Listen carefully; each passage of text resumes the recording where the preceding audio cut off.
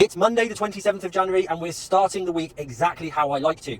We've got a few things going on this week that's going to be busy, but this morning I'm heading over to an amazing looking site to do a contract cleaning quote. Haven't been enough of those lately, to be quite honest. We do have a couple of new customers starting, but we need to get a few more quotes in so we can continue to fill that pipeline and bring some more on and hit the goals that we want to hit. So we're going to go and have a look at that one, and then it's a case of actually I'm going to head over and see a friend of mine because he's local and he's got a hell of a business. He's got a seriously impressive business, and it's good to make sure you spend time with people like that, people that are doing better than you, that you can bounce ideas off and have a good conversation with. I haven't seen him for a while, so I'm going to pop over, have a chat. I've never seen his business in operation the day-to-day, so it'll be good to have a look around, and then it's heading back down to the office because I've got a lot to get done today as well. The office is going to be very busy. We've got new starters in the office for the customer service role. We've got a couple of those coming on over the next week or so. And then we've also got a hell of a lot going on. We've got some days to fill. One of the vans is still in for repair at the moment, broke down last week. It was a fuel related issue. And then we have another one that's in for a service and MOT tomorrow. So we're trying to juggle vans around. We currently have one spare van, so it enables us to juggle it around. When we don't, it's even more complicated. So there is an argument for making sure we always have a spare van. But what happens when you have a spare van? You end up filling it with another technician or support operative or whatever it might be, because we've got, the business just keeps on growing and we've got things to do. But for now, let's head over and have a look at this quote.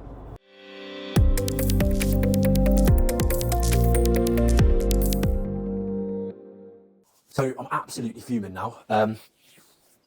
Blood is boiling. I've just received a message from the customer that we met last week about the confusion on site and the reduction of hours. If you haven't seen that episode, click the link above, jump back, check out that episode so you know the full story. But essentially, due to some issues that had happened within their organisation, they needed to reduce some of the hours, and they were actually disputing whether or not they needed that many hours in the first place. Which essentially, because the person that organised the contract in the first place didn't give us the right information about the building usage, meant that actually it was over the top. They don't use all of the areas all of the year round because it's a hospitality venue, so there's a few months of the year where actually it goes down to minimal usage. So no, for 3 months of the year they don't need that amount. The rest of the year they will. But we had a good meeting. We felt that the meeting was very positive. We come to a resolution. We'd been reasonable. We said that we were going to reduce the hours down to accommodate what their requirements were, but it would also allow us to keep the operatives on those sites, although we'd find them some extra hours on some other sites, so they'd have consistency in those high standards that we've been achieving. However, I've now received a message, basically, which is a complete and utter U-turn. So, they want to terminate immediately. They'll negotiate over outstanding money and this and that. And I just don't know why people think this is acceptable. I really don't. Why would you instruct someone and then refuse to pay them? And we have the contracts. No matter what you're thinking, there'll be people out there go, oh, you've got to make sure you do this, you've got to make sure you do that, you've got to have your paperwork in place, blah, blah, blah, blah. Yeah, I've got it all. I've been doing it for years. I've got it all. I've been there, seen it, done it. But do you know what it boils down to? At the end of the day, they know that you've got to take them to court to get your money. You've got to take them to court to prove that they're screwing you. And that is what they're doing. As you can tell, I'm absolutely fuming, and I will take him to court. I have just gone back to him, and I've basically just said, look, no, this is what you said, this is what it is, this is what we agreed. It's piss poor business practice to do what you're doing just because you've got someone within your organisation that didn't know what they were doing. They signed the contract, I've got the contract. It was two different people that signed the contract. So, or two different contracts, and it's like, nah, not putting up with it. So, I'm going to try and be as calm as I possibly can. That's not going to be very calm, but I'm going to try and be reasonably calm as I try and negotiate now to see what the outcome is. But we'll see. Essentially, this could end up being we part ways now, separate different ways, and then we take him to court to get payment. But it's just shouldn't have to do this. Shouldn't have to do it. It's ridiculous.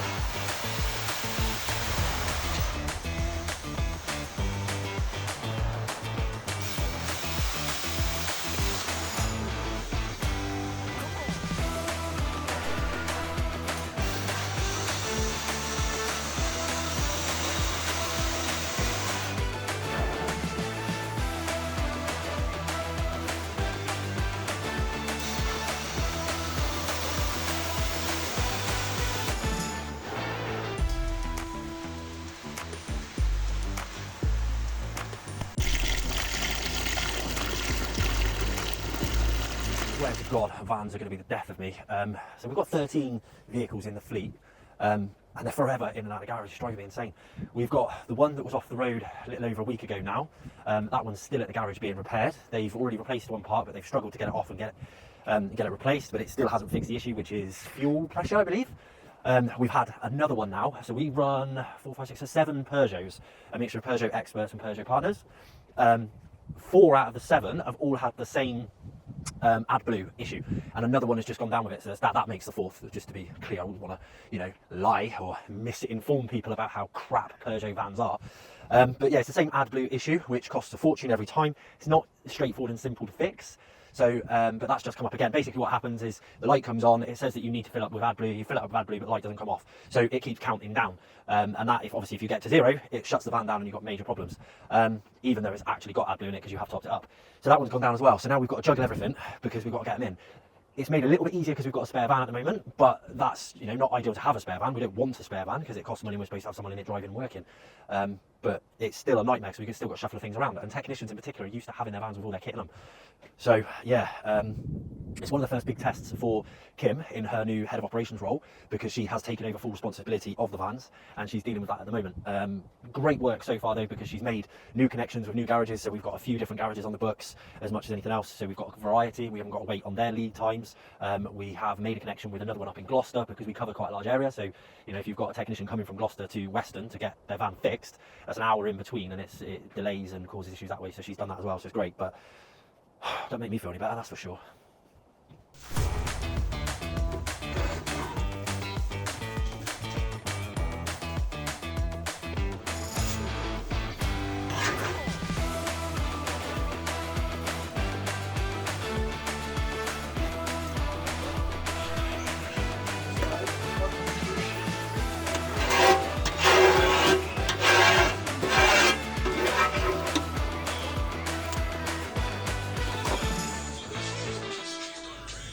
They do a shit job, but they've reduced the price, so we're going to stay with them.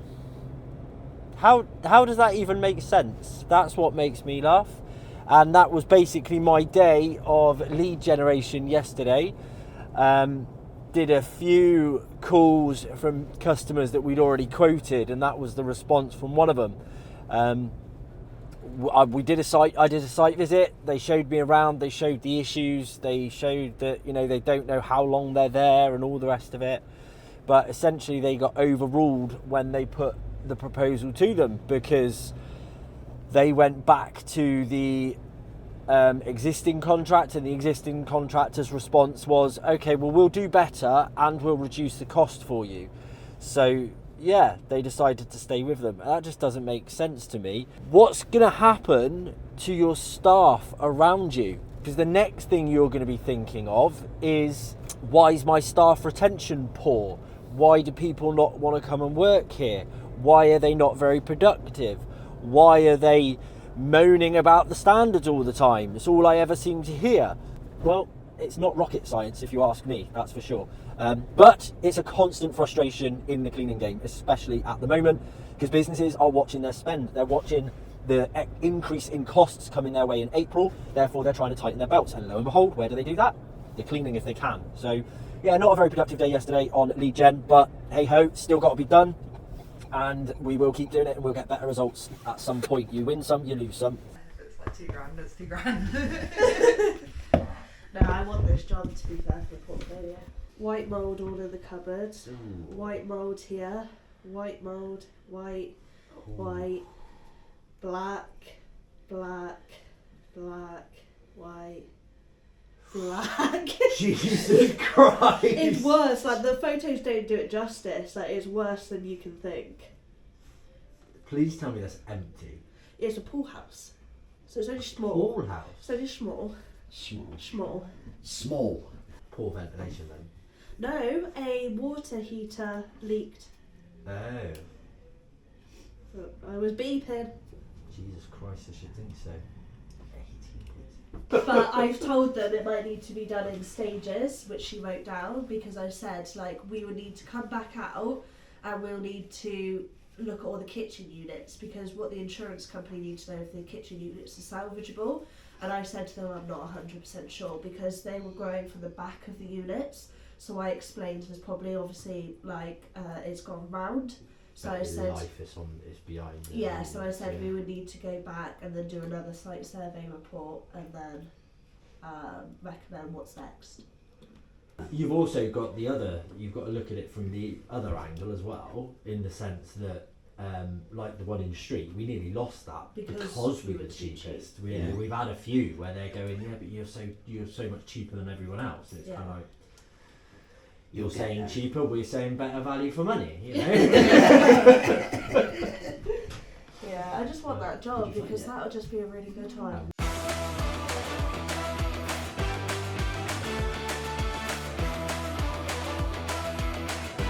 Saturday the 1st of February, I'm obviously in the office. I decided to do some work today to really catch up on the content side of things, sort of get myself ahead a little bit. I am struggling a little bit at the moment when it comes to time and everything else, so I'm falling a bit behind. I'm having to put some extra hours in, but sometimes that's the case. Gets a little bit weird and strange around here these days now on a weekend because it's such a busy office during the week.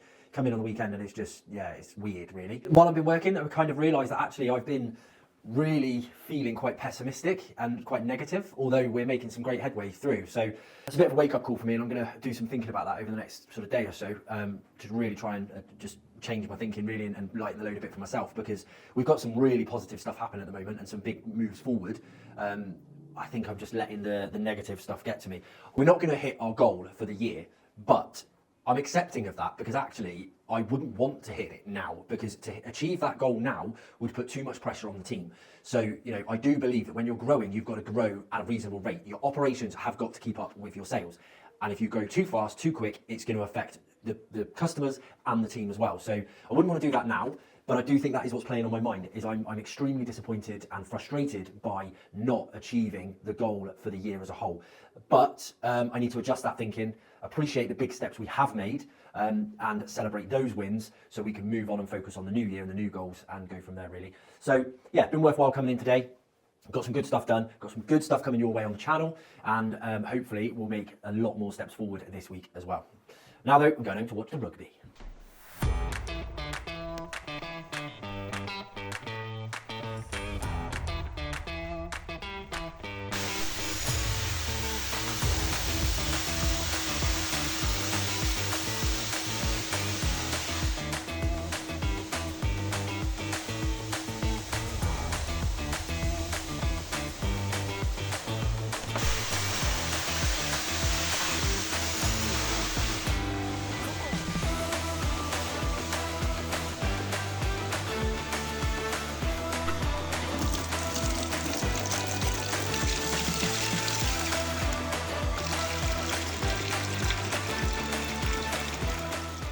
£10,000 to clean the exterior of this building.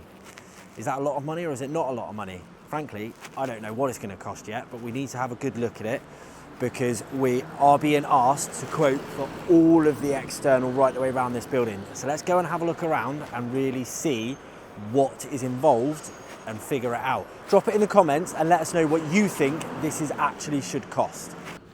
This is where it gets even more complicated, because this is where you've got lots of public access around the front, as you can see, restaurants, cafes and such like, even a Tesco's Express on the ground floor.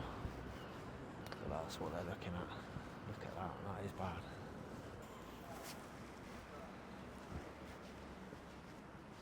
That's back round to where we started. Hence my truck parked there, where it's not supposed to be. This side could actually be one of the most complicated sides because we're not going to be able to block that access.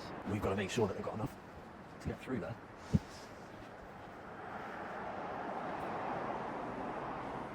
So there we have it, that is the full exterior of this building. Do drop it in the comments, let me know what you think it's actually going to cost to clean the full exterior. I'm now going to head back to the office because I have lots of things to get on with, one of which will be calculating the cost of this. So I will let you know who's the closest to the actual amount that I quote for this. I'm not going to let you know the exact amount, obviously, but I'll let you know the closest person to it if you drop it in the comments what you think.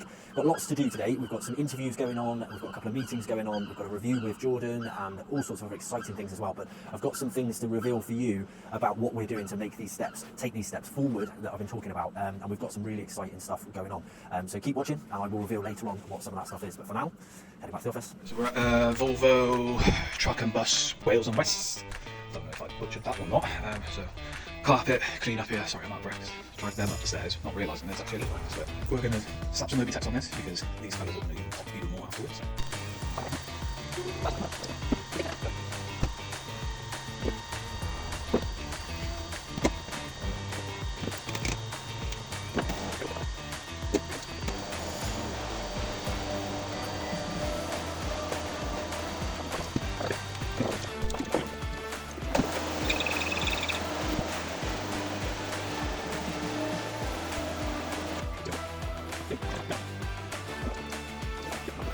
All of upstairs is now done. I've closed off every single room, turned all the lights off, cleaned all of this as well. So yeah, it's kind of quite nice actually.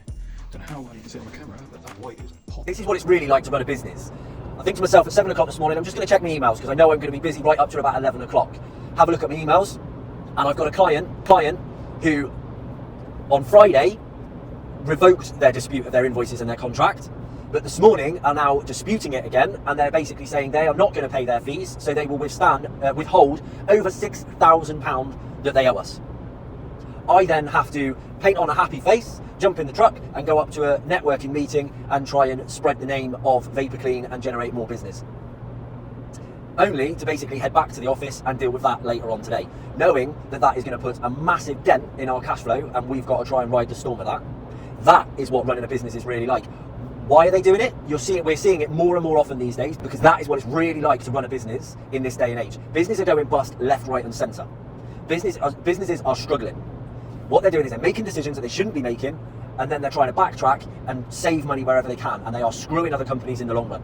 This company signed a contract. I have the signed contract, it's there, it's in black and white. They're now saying that the person that signed the contract didn't have the authority to do that. Legally, that is their responsibility. The contract states that they have the authority to do so. Therefore, we have legal recourse. But the fact that they just have received all those services, I have emails going back to October, so they know those services are happening, but they've ignored that for months and then decide to dispute it and refuse to pay.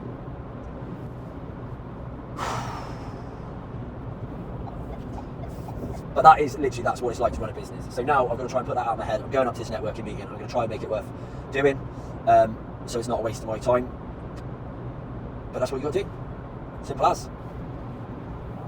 I'll update you on how that situation prevails over the time, but stubborn or not, right or wrong, I won't let him get away with it.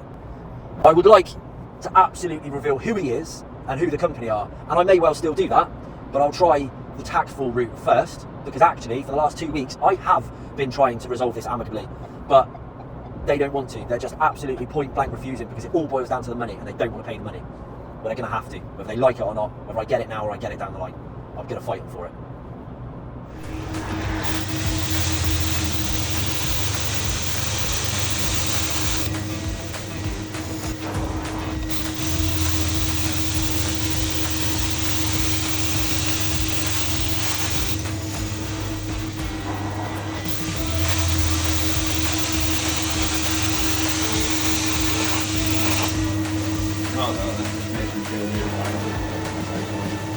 That being said, though, the carpet's dull over time. It's not like it's just got.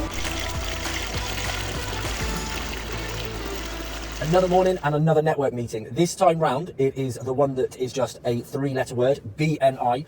Yeah, I know it's like Marmite for some people. You either love it or you hate it. I was in BNI for about 3 years. It did work for us, but only to a certain degree.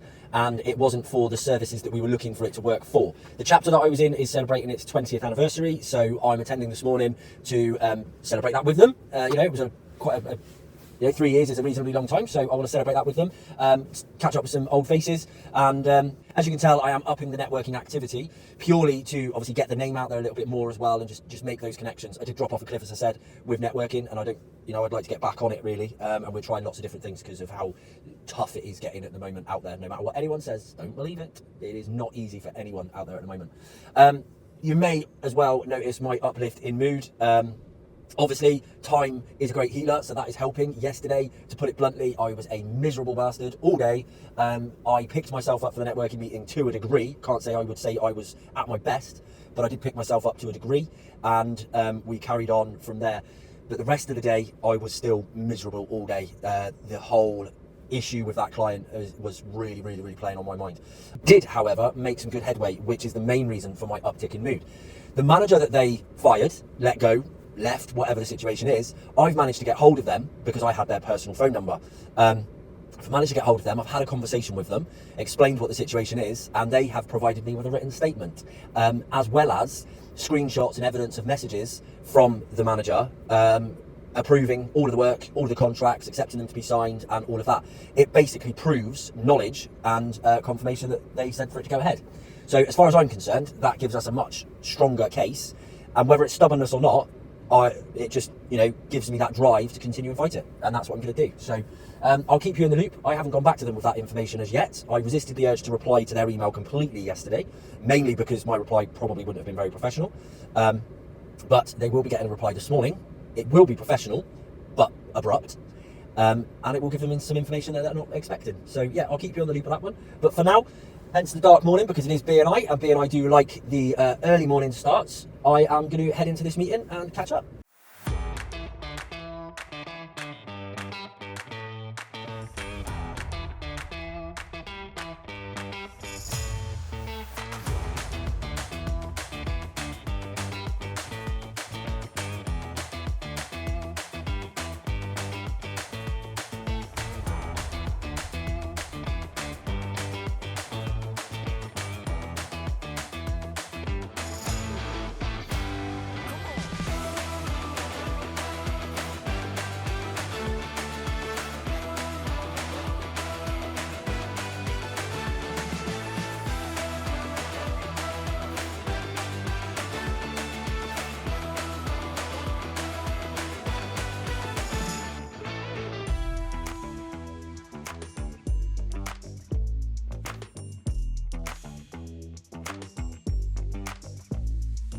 It's Monday the 10th of February, working from home today, as you can tell, because I've got a couple of big things to get sorted out. So I've got content to create today, which is really important. I'm a little bit behind on my filming and stuff like that, so I need to get that done. Then I have also got some things that I really need to be thinking about and planning for, some strategies to put in place. It's very difficult to think clearly in a busy office environment. I used to be able to shut myself away in my office, but because as we're bursting at the seams in that office, it's so much more of a busy environment and I don't have my own office anymore, it's not always possible for me to do that. So I'm finding it more effective to work from home on occasion, so that's what I'm planning on doing today. Although Paul, our IT guy, has picked up my laptop this morning because it's not working very well.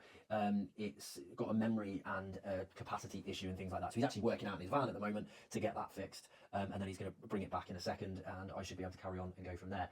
A couple of other big situations going on or things to deal with as well. On the positive note, we are on the verge of finalising another client, but we're just going back and forwards on a few legal details in the contract. Now, gone are the days where you can just, do the deal by the shake of a hand. You have to have that contract in place, but it was finally agreed on Friday at just gone 6 o'clock, and they've said that they'll get it signed today because it was a different person that's going to be signing it. So they've got solicitors within their business, and their solicitors are the ones that have confirmed that the contract is now signable, but it has to be signed by someone else.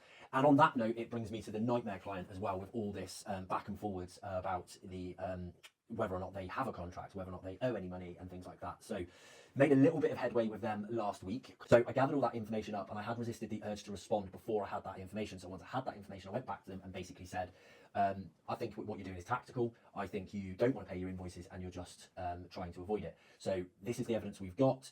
And essentially the only offer I'm willing to make to you is the fact that you pay your invoices in full by end of play Thursday the 13th, or we will basically take you to court for the full amount, plus we will uphold the clauses of the contract, which basically states if we've done nothing wrong and they do not honour our cancellation terms, our notice period, then they have to still pay for the notice period, because that enables us to look after all of our team. So essentially they would owe 3 more months on their contracts as well. That triggered a telephone call and a conversation from the director. Now, I would describe him as a smarmy, arrogant arse, frankly, and I don't care if he hears me say that, I hope he does. We had a bit of back and forwards and everything else, and it was a cross between, well, we can't afford to pay you, we don't have the money, we're in a lot of debt, to we don't owe you, to that won't stand up in court, we don't believe we owe it, to, well, we'll see what sort of agreement we can come to. So it was very back and forwards. I basically stood my ground and said, that's the terms, that's what you owe, here's the evidence, you pay it, or I follow through on what I've said and I take you to court. He said he was going to give us a ring back Friday after he'd had a chance to review some of the evidence. He didn't ring, shocker, but he did message me to ask for a copy of all the invoices. So they were sent over Friday. He basically then also said that his offer of a settlement was net, so excluding VAT, but the total amount comes to, I was wrong on the total amount. When I've reviewed it, it's nearly £9,500. Basically, that's where we are at the moment. They have made an offer, it's nowhere near enough. They've now upped it kind of by saying it was ex VAT. They have my stance, they have the new, all the invoices, and then we'll see where they go from there. But now it's a case of wait and see, basically. For now, though, I'm going to get on with these strategies. I've got a few emails to do, which I can do off my phone, until Paul gets back on my laptop.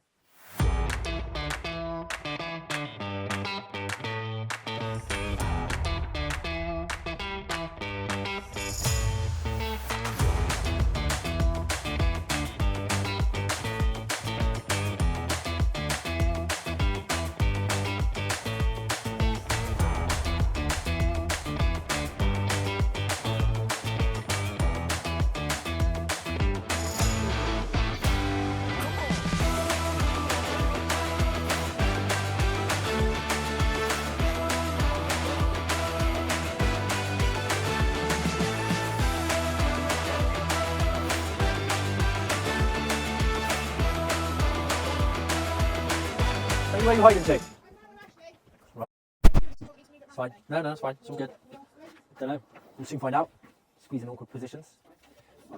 It's very appropriate with extractor cleaning, to be fair, is squeezing in awkward positions. So that's a wood drill, so don't put that on the list, because shouldn't have that. I don't want you drilling any wood. Yeah, because the batteries off of these are the same batteries that go on their drills. Yeah, it's disgusting. Why has it got foil tape on it? Still works. Because it will come apart because he's dropped it and broke it and then taped it back up together, I'm guessing that. But it works.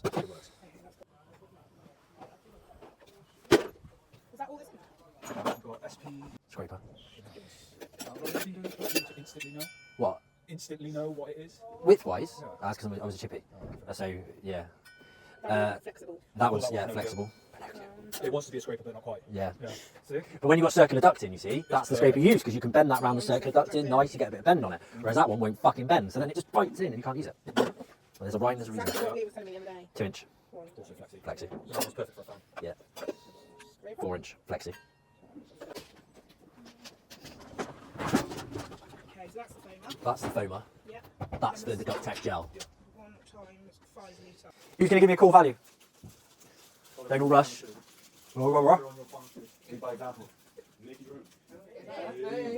December was up 21% compared to 2023, which is really good to see. Even better on that though, January was up 31% on 2024. So January we absolutely smashed it and had a really, really good month. So very well done to everyone. However, just a bit of a reality check because we've still got a bit of a way to go. That sounds absolutely amazing, but our costs in December were up by 25.5%. So we were up on revenue by 21%, but our costs by 25.5%. So that actually means that the expenses went up more than the revenue, and we ended up making a £500 loss in December, which is really not what we want. You know, we have to make profit to survive. Yeah, I mean, December is always difficult because it's a short month. It's literally because of the amount that everything's gone up. Obviously, you know, fuel goes up, vehicles costs go up. It's literally that. We should have turned over more.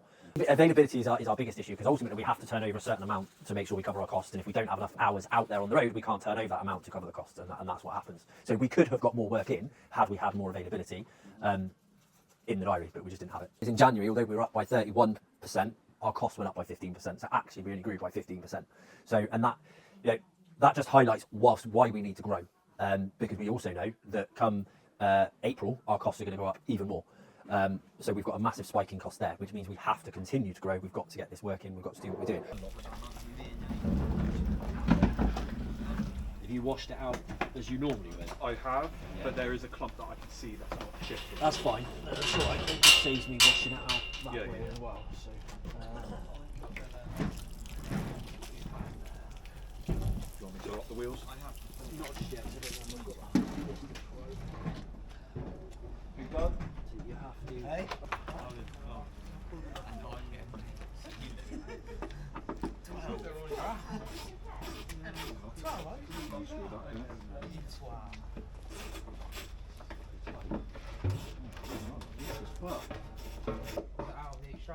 Yeah.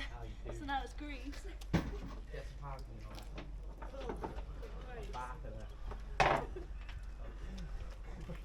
why I always took any go home before it laughed. Yeah, I've got so much grease. It's grease. It's not coming off. Clump, I can see it. Yeah, so what you want to do now is get the hose, Yeah. and from this point, spray it down, wash it out, push it round, it'll all come out the front, cause a bit of a mess there.